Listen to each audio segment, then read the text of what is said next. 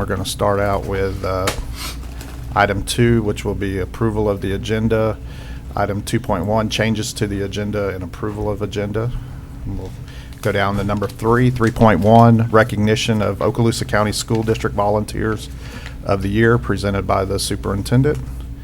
3.2, recognition of Niceville High School Eaglet Dance Team State Champions 2020 Universal Dance Association Florida Championship Small Varsity Jazz Division, presented by the superintendent. That's a lot to put in there.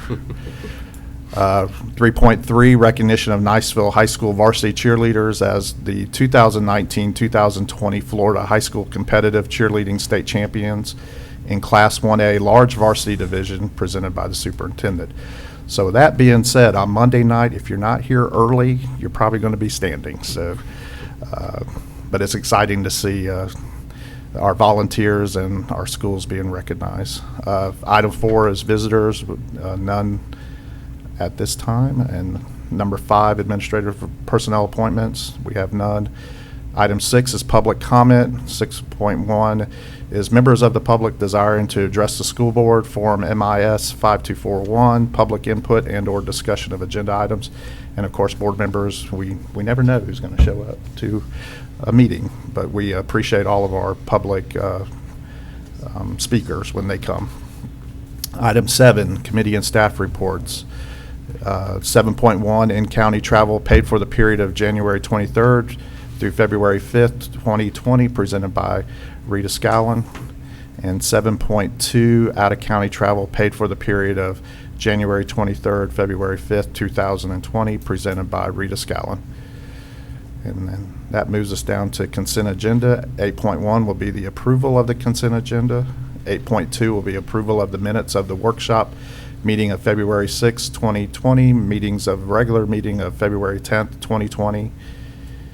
And then we'll go down to 8.3, appropriation of District 4 School Board member capital outlay funds to Bruner Middle School for computers for the robotics team in the amount of $1,159.98, presented by Tim Bryant.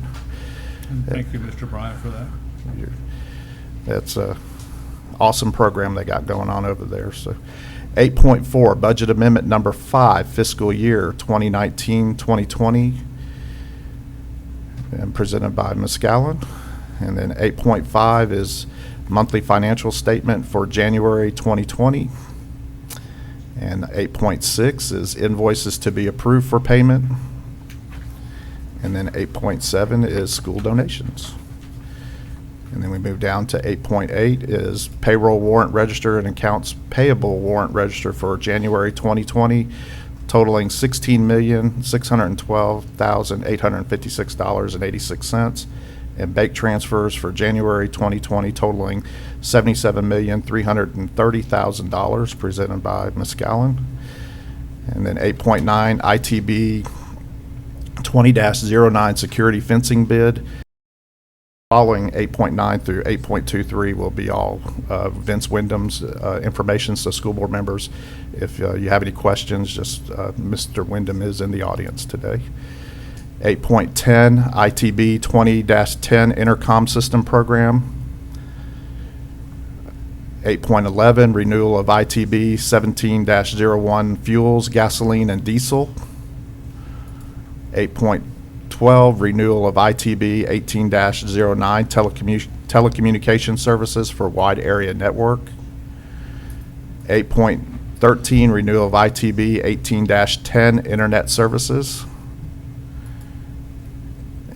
8.14, tag on bid SDOC-19-B-009-LK classroom supplies and equipment percentage off catalog discount bid. 8.15, tag on bid purchases over $25,000 international restaurant distributors. 8.16, tag on bid purchase over $25,000 train. 8.17, tag on bid purchases over $25,000 Learning Labs Incorporated. 8.18, tag on bid purchases over $25,000 Invo Healthcare Associates. 8.19, exempted purchases over $25,000, Innovative Employee Solutions Incorporated, Princeton Staffing Solutions. 8.20, exempted purchase over $25,000, Career Staff Unlimited. 8.21, exempted purchase over $25,000, Amplio Speech. 8.22, amendment to service agreement number 20-14, Roy D. Wingo Jr. 8.23, amendment to service agreement number 20-58, Elizabeth Morgan. And 8.24, agreement with Gulf Power Company for use of school district facilities as storm restoration staging sites.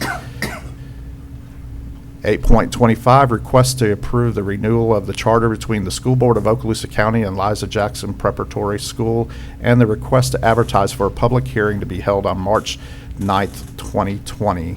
And we do have staff from Liza Jackson, and Miss Ann Flanagan is here if you have any questions regarding that. 8.26, grant application through Triumph Gulf Coast Incorporated for Skilled Labor Recovery Fund. And this is presented by Kelly Hayes, the principal of Okaloosa Technical School, or College, and I see Mr. Williams is in her place today. 8.27, contract agreement between the School Board of Okaloosa County and Northwest Florida State College acknowledging the Collegiate High School Program 2020 through 2021. And that's presented by Cindy Gates. And then 8.28, course adoptions for 2019 through 2020 school year. And Ms. Berry is here if you have any questions regarding that.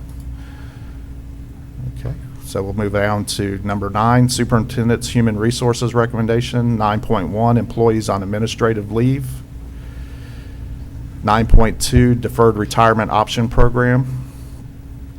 9.3, payment to pre-kindergarten teachers. 9.4, employment separations. And 9.5, personnel recommendations. 9.6, employee transfers. And 9.7, reinstatement reimbursement of sick leave due to line of duty illness, injury, medical examination. And then 9.8 is leave without pay. And then 10 will be any items that could be moved from the consent agenda. And we'll move down to item 11, Mr. Destin. Nothing really outstanding to report. As you saw on up in the consent agenda, we had a item about security fences, and that's to have a backup plan for what we're doing. If somebody runs into a fence or something breaks or gets knocked down, these contractors will be available, hopefully on quick notice to do repairs, and that's what that item was about. Thank you, Mr. Destin. We always appreciate the updates. And now we'll move down to Section 12, Information Technology Seat Management Contract. 12.1, CACI Revised Task Order Number 2-142, Okaloosa County School District Mail Meter Archive to Cloud Migration, presented by Steve Horton. And I see Steve is here. Okay, and then we'll move over to the attorney's business. No report this morning. Okay, and superintendent's business, you got the field trips there, and any correspondence that you would like. Absolutely, a few items. But I first would like to start with asking Mr. Horton to come up and give us a safety update. I think, as you know, a lot of work has occurred over the course of this last year with Phase 1 and Phase 1B. But sometimes I get the question of where are we, so I want to make sure that the board knows exactly where we are. Thank you, Mr. Chambers, board members. So as you know, we kind of have parallel sets of projects going on right now in the district. The first group of schools that was undergoing the single point of entry and the fencing project are finishing up. We've actually had roundtable meetings at Fort Walton Beach High School and Choctawhatchee High School to make sure they're ready to implement. Crestview and Niceville schools are scheduled in the next week. One of the things that I want to stress to you to make sure you know about us working under the superintendent of the board is we just passed an anniversary date of Marjorie Stoneman Douglas. And it is human nature as time passes for people to kind of become a little bit distant in terms of the thoughts of that horrific day. And I just want to assure you as board members that we are continuing to have safety and security at the forefront for our students. We have letters that each school principal's been given to make sure in terms of the notification pieces, because these schools have been operating in a closed campus environment already this year, and so in some places where the gates and the mechanisms are now in place, it'll become official. But letters going home to parents kind of outlining what's happened this fall and making sure they're understanding. We'll also do a call out, obviously without giving any specific information that might compromise any securities at the schools, but just making sure that everyone's aware of the procedures at the school. The principals, Mr. Spolsky, Ms. Heck, Mr. Morello, Mr. Day, and Ms. Martello, who are part of that first group, have done a great job in working with their students, and they all understand simple things like how students enter and exit the building, and why students can't let people in the building that are not authorized to be there, and they can't do it at all. So the school's going to be locked down, the gates are going to be locked during the school day, and folks have to enter in through the front of the school. Now, as parents, we typically do that. We come to check out our student, and that's how we come to the school. They'll notice differences, and they already have.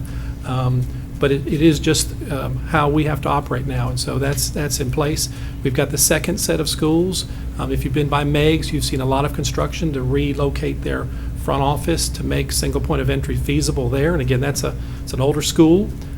Baker School, if you've been up there, you've seen a lot of work going on to relocate their front office so that the concept of single point of entry can actually be implemented there. Some of the other schools, less construction involved, but this is again back to the board's priority in placing capital funds, what limited capital funds we had this year, into safety and security. So that's where we are now, but we are meeting with each group, each school, as they're preparing to go through the final phases of it so that all the parties know exactly the process. And we have to address things like transportation and buses, and how do vendors get on campus if they come? How does waste management get on campus in the morning to get the trash pickup? Because when we have these facilities in the state that they're going to be in, there's much more control over who gets in and how and who authorizes that. So just giving you that update. And obviously, have any questions for me, I'll be happy to address them. I would just add to the comment, the staff has done a tremendous job, and it's, as Mr. Horton has said, it's much more complicated than just putting physical barriers in place. Matter of fact, they are probably the less complicated part. But it's vitally important that we understand it, the public understand that this is a project, and without the half-cent money, it's going to enable us, the half-cent will enable us to go forward in an even faster manner. Right. And it's very important to the security of schools that thing pass. And I know that they will stress that as they go forward, the group who's trying to promote it. But I want everybody to understand that security is tied to that pretty tightly.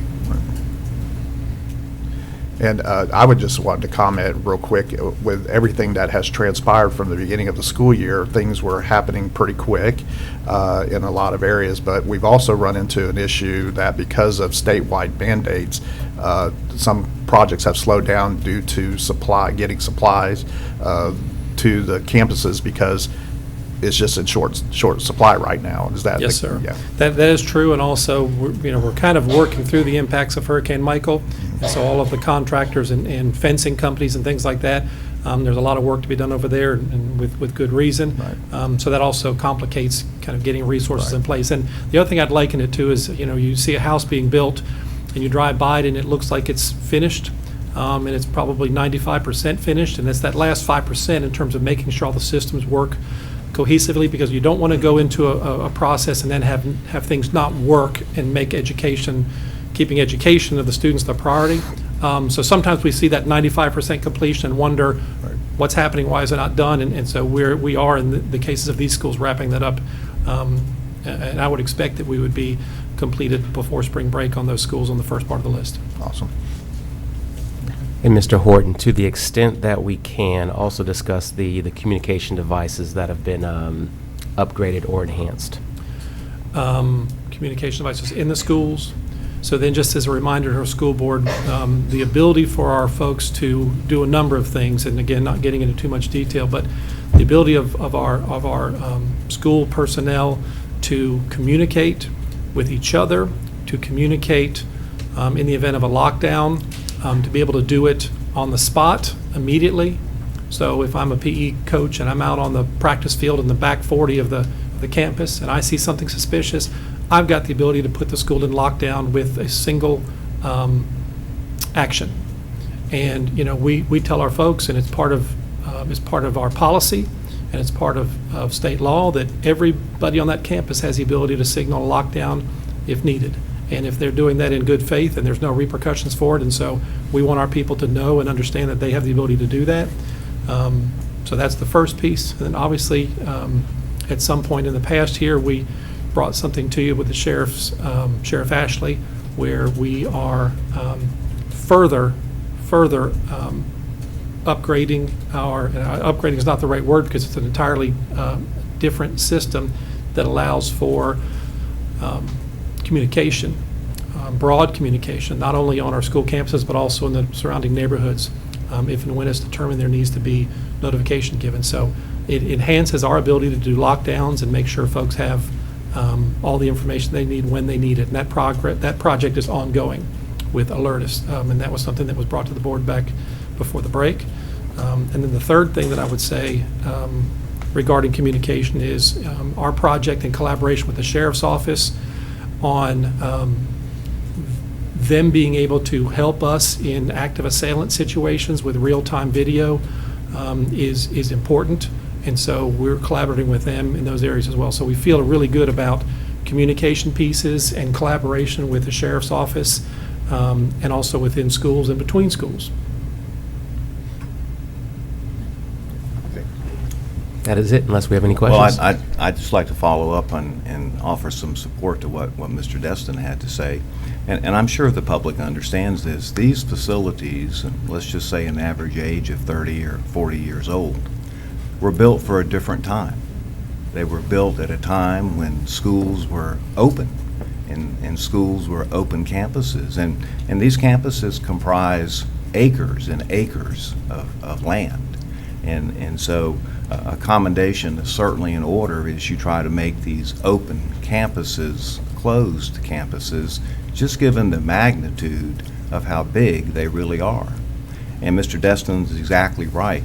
With the limited resources, it is very, very difficult for us to try to close these campuses that range in size from 11 acres to 40 acres. And so without the revenue, without the money, it is a project that is very, very difficult to do. And without those funds, it will take, I would just say, probably years. So That's correct. Thank you again for what you are and what you have been able to do. Thank you, Mr. Horton. Thank you. I appreciate it. And then on a separate note, as you know, we had the Department of Education last year. They came to visit, and they offered some recommendations to us, and so we put a lot of those recommendations into place. 2 days ago, they arrived here in Okaloosa County again for their follow-up visit. They left yesterday, so we will eventually receive a report from the Department of Education giving us an update on our visit. I will say we had a debrief afterwards that went very well. We had several items noted where we're doing things well. They will give us also some suggestions on areas where we can do things even better, which we appreciate. We had a great collaborative discussion yesterday, and if you would have been a part of that, you'd have been proud to hear from the principals to those who were there. Keep it in mind, this visit, they talked to teachers, they talked to administrators, they talked to parapros, and at the secondary level, they even talked to students. They also talked to parents as well. So this was a visit where a lot of input was gathered, so we look forward to getting that information. I'm sure there could be some things that could come back potentially that would impact budget, and but we'll look at that at this time. But was very appreciative of the fact that the Department of Education came in, and extremely appreciative of our staff at the school level who were blessed to have the Department of Education come visit their schools. And I do also want to say Dr. Doxey, Ms. Lightborn and their group, they did a great job preparing for this this visit, but I'm looking forward to getting that report when it comes in, and of course we will share that report with the board in a board meeting. And I think last year, when you became appointed as superintendent, I think one of the first things I think public should notice is that you requested the Department of Education to come in and take a look at things. So, and now this is the follow-up visit to kind of keep, making sure that we're doing our part. Correct. So I appreciate Yes, that. sir. On a separate, couple other notes, and not to get too specific, but this is also a time where a lot of athletics are going on. We have a lot of state championships, which will start, we'll do some Monday in terms with cheerleaders. We have dance champions. We have weightlifting champions. We have teams right now that are furthering themselves in the playoffs right now and have an opportunity to win championships in soccer and other areas. But it's just another reminder of the talent that we have in this school district. 32,000 students, but we're competing against some districts that have the hundreds of thousands of students, and our kids really excel. So athletically, very proud of that. And the last thing I'd like to say is, I believe it was last week, I was fortunate enough with our CTE department and Ms. Gates, we went and visited Crestview High School, and we looked at their CTE program. So we went to each of their programs. We talked with their teachers, had the opportunity to see students in action. If you haven't had the opportunity to go see Crestview's career and technical education programs, it's pretty impressive. And of course, when you do go, they also like to give thoughts on how maybe we could do things even better in terms of facilities. But we've kind of already alluded to facilities and some of the help that we would need there. But it's just impressive when you look at what these kids are doing, whether it be automotive, whether it be engineering. They're literally building cars that race, and they're winning races as well. But just very impressive. HVAC, so things that I had no idea how to do in high school, these kids are doing and doing very well. So I very much appreciated that. And Dexter Day and Holly, too, gave us a great tour around the school, so we appreciated that. That's it. did you get your hair and nails done? I think I have my appointment for my hair next. No, I don't. And thank you for that. And it is an awesome program up there, and appreciate you taking the time to go visit up there. So, anything else, Mr. Superintendent? That is it. Thank you. So now we'll move down to board members' business, and I would just like to acknowledge that Dr. Kelly, who sits beside me, is not here today. She is out on personal business, and she will be here Monday night. But typically, I would start this way, so I'm going to start with Ms. Vancheck today. Okay. I'd like to have our guests from Liza Jackson come up. We kind of went through their thing, but I'd like you to come up because, first of all, I'd like to congratulate you. Having read the information you submitted, you're in your 19th year, every year an A school. But I want to give you an opportunity to maybe, and I'm putting you on the spot, Ms. McKinley and Ms. Roberts, but you want to brag just a little bit about some of the things that are going on with Liza as we look towards a new charter for 15 years? Absolutely. Great. Thank you for the opportunity, and thank you, board members, for letting us present a renewal charter again this year. Liza is competing in athletics. Mr. Chambers, we're middle school athletics, and we're doing a good job with that. So we're pursuing winning. As always, sports come first, right? Not at Liza. Academically, our academic team is doing great. They all sported new blazers, and they like Harry Potter. So they feel like that intimidated the other teams with the little handkerchiefs in their jackets. But we are moving forward academically, getting ready for the FSA. We've had a lot of illness, as you guys have, with the flu-like symptoms, so that's a challenge, trying to tutor kids that have missed certain holes in their learning this year. But other than that, we're moving along. I'm very proud to be part of Okaloosa County School District. And so you're looking at trying to raise funds for a new facility, is that correct? Yes. Okay. The facility we're in, which we've been in for the last 19 years, as everybody knows, was an old Walmart, and they call it the old Walmart school. And we lease that facility, and we pay pretty sporty lease payments, and that money is just going down the drain. So at 19 years, we feel like we are in a position now that we can actually financially afford to build a facility. And about 5 years ago, when the YMCA went bankrupt, we actually put in a bid for that property with the city. So we have a lease for that 12 acres there, and we subcontract out the pool operation to a not-for-profit, and then we have the gym. So we'll be building on that property. So we are going through the process of getting a bond issue, a tax-exempt bond issue, which is a little tricky in the charter because we can't directly issue it, so we have to go through an issuing authority. And one of the things they did want was to see a renewal, and that's why we came a year early on our renewal. So looking at, we are in the process. We've got a lot of things going at one time because our lease expires. We had coincided our lease on our current building with our charter, so it expires next June.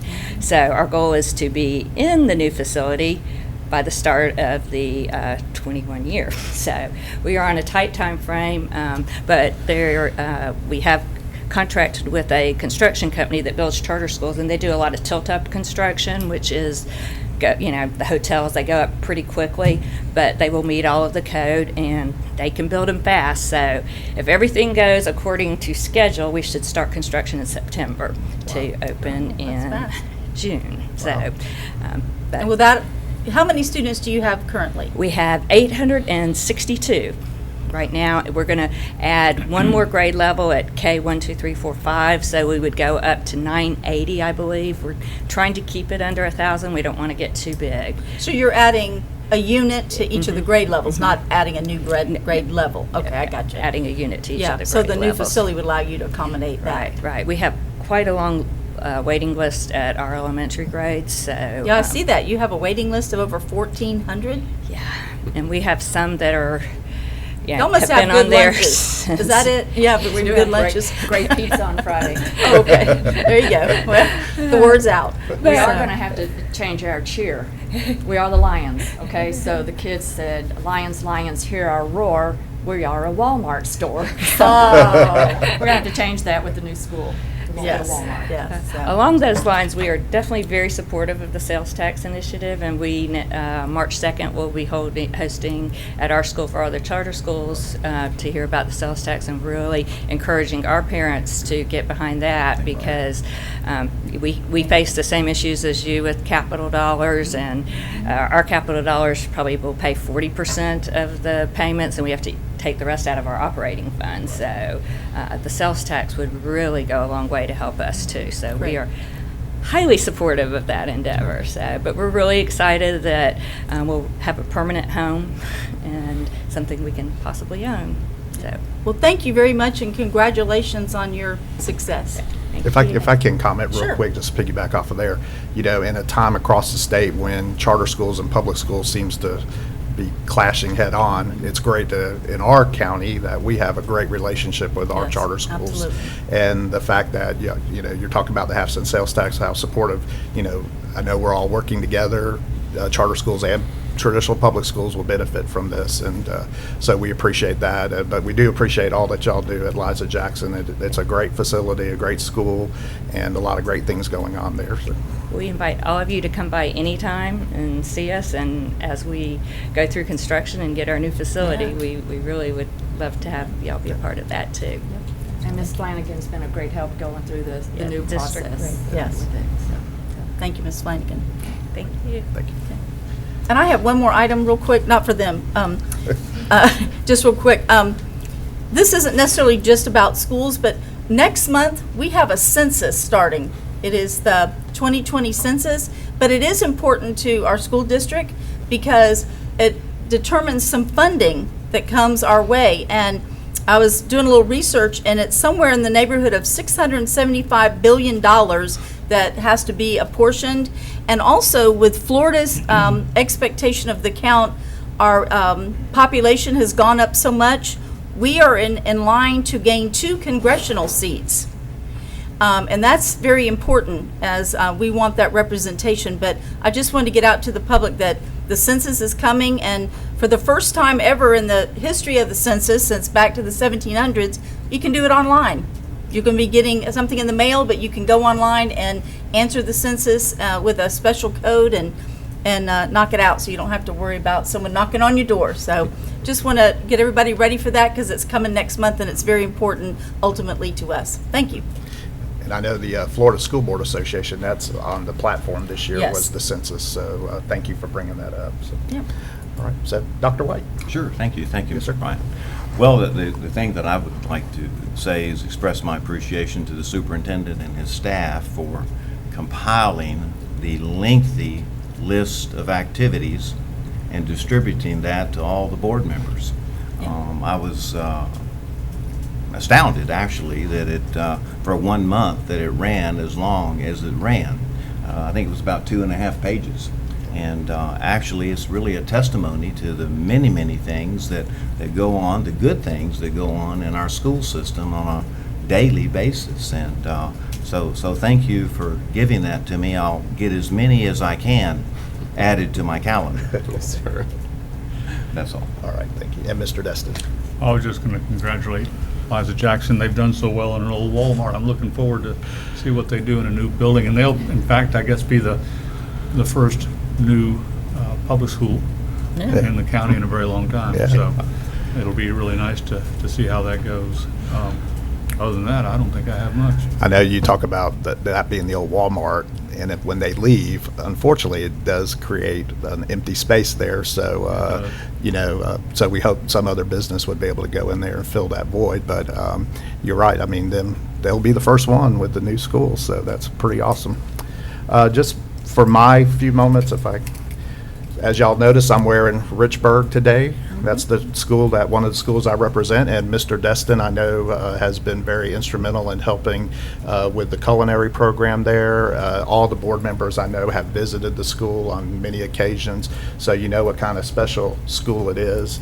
A lot of great things going on there as we speak. But how many of y'all actually know who Lance Richburg is or was? First superintendent, right?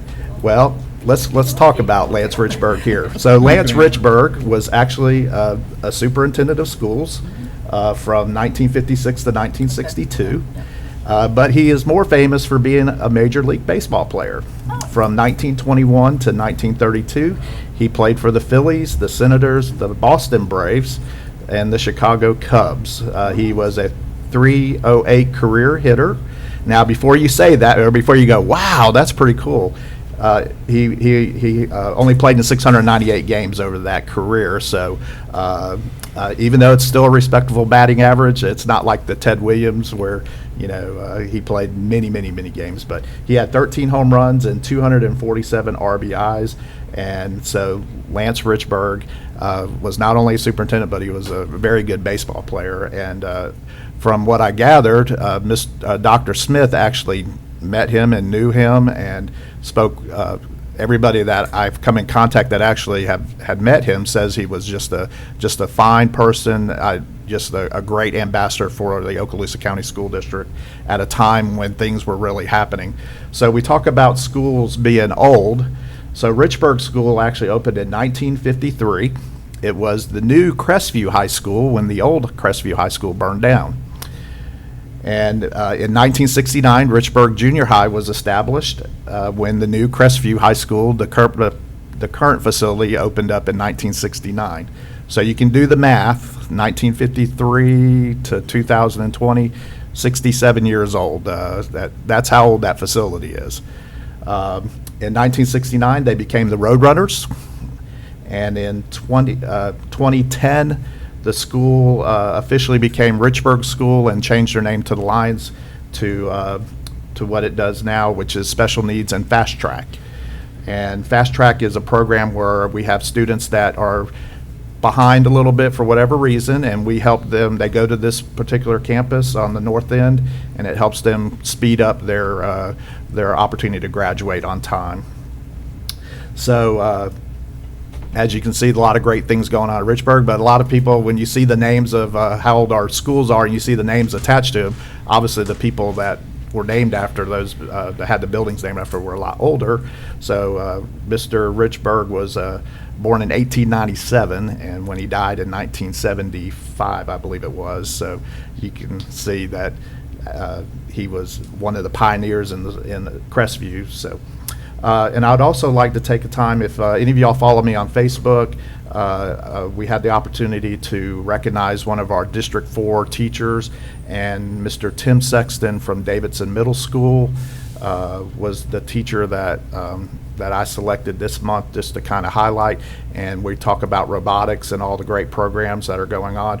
Mr. Sexton is one of the pioneers for our robotics program in Okaloosa County, and he has taken Davidson to plateaus that are up here. I mean, they are the front runner when it comes to robotics in Okaloosa County. So I just wanted to say thank you to Mr. Sexton and to all of his students for the outstanding job they do in robotics.